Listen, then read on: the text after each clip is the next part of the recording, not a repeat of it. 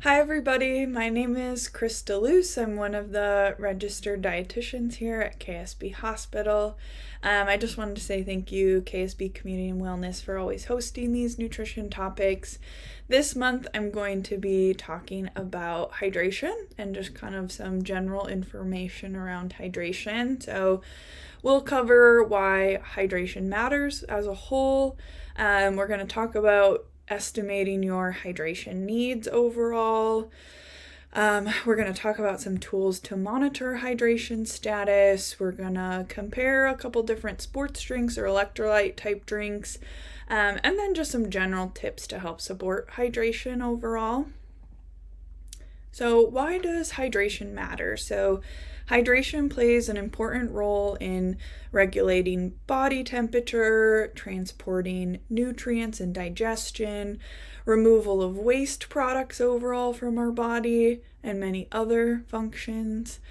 Hydration also helps support physical performance, improving skin health, preventing constipation and supporting that digestion, preventing headaches, and lots of other things. So we really want to make sure we're getting plenty of fluids throughout the day.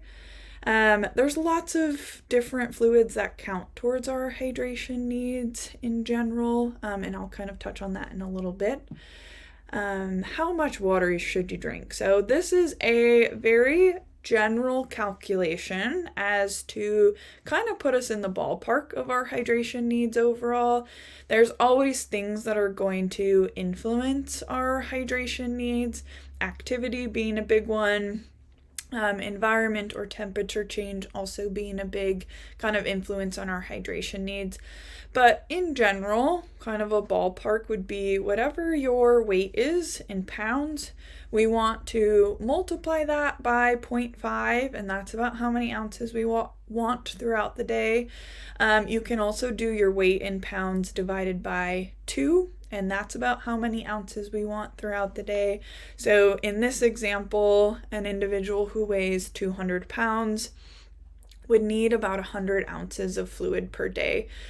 Again, that is fluid in general. It doesn't just have to be plain water. Any liquid that doesn't have a ton of caffeine or alcohol will count towards our hydration needs overall. When it comes to activity changes as well, or temperature, I would encourage meeting with a dietitian to kind of talk about that training load or temperature to find some of those specific adjustments for you. In general, for every hour of activity, we want an additional 16 to 24 ounces on top of this kind of base 100. So let's say this 200-pound individual needs about 100 ounces, and they did a bike ride for 60 minutes that day. Their needs might be closer then to 116 to 124 ounces per day. How we monitor hydration status. So this kind of color scale is really helpful. Essentially, this would mean after we urinate, we'd want to look at the color of our urine to assess kind of where we're at with hydration. If kind of that ideal we're looking for, as we can see on this right side too, that good is those light, very light yellow colors is what we're looking for an ideal hydration status. If we're noticing darker yellow urine color more often, that's a good indication we're not getting enough fluids or hydration coming in overall, and we want to bump up how much we're drinking. If we're noticing clear urine a lot of the time, that's an indication that we could be overhydrating or having too many fluids throughout the day. It also could be an indication that we're not getting enough electrolytes overall.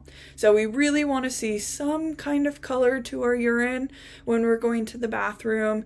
In either extreme, really dark or clear, that's an indication that something is imbalanced when it comes to our hydration status. So then choosing electrolyte drinks overall, they are not created equal. They all have very different kind of roles and purposes, and it can be hard in knowing which one to choose. It can be hard in knowing, do I need an electrolyte drink at all throughout the day?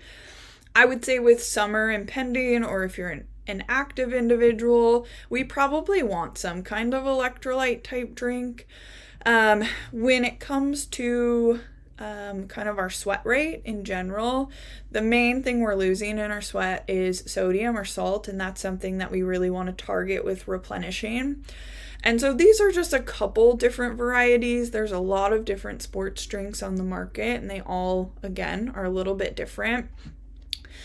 Classic Gatorade is one where it has around 180 milligrams of sodium, so this is a good kind of moderate rehydration overall. The part about Gatorade is that it also has carbohydrates or sugar, so we need that to help refuel our activity. So that one has kind of that energy source along with the electrolytes. If we look at something more like a Noon hydration or a liquid IV, both of those have very minimal kind of carbohydrates overall, and so not really replenishing that fueling that we need, but does provide the electrolyte piece. So 300 milligrams, so a little bit higher than Gatorade. Liquid IV has closer to 500 milligrams.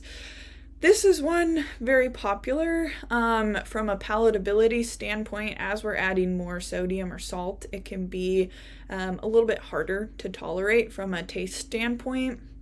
We also want to take into consideration blood pressure overall. If you are an individual that has higher blood pressure, 500 milligrams of sodium might be something that we want to adjust or change depending on the situation.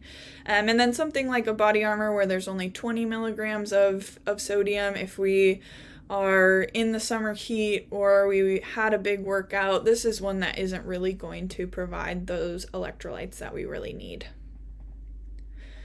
And then just some general tips on supporting hydration overall. It can be really helpful to carry a water bottle with you when we have some kind of bottle in eyesight. It's really helpful in encouraging or providing that external cue to drink more fluids throughout the day. Another kind of tip is using a glass with a straw. If we have some kind of straw, it's easier to just kind of lean over with what we're doing and take a drink as opposed to having to like untwist a lid or like take the cap off of a bottle. That can kind of reduce some of those barriers. We can change the temperature of fluids. Maybe we find like we are more apt to drink liquids that are really ice cold. That's more kind of exciting for us. Or maybe we find that we really like warm tea, especially in the winter. That can help encourage hydration overall. And then also taking a look at different types of beverages. Again, anything that doesn't have a ton of caffeine or alcohol will count towards hydration. So maybe we need to play around with some kind of flavored water or sparkling water to help make fluids a little bit more exciting overall. And if you have any questions for me, please feel free to shoot me an email.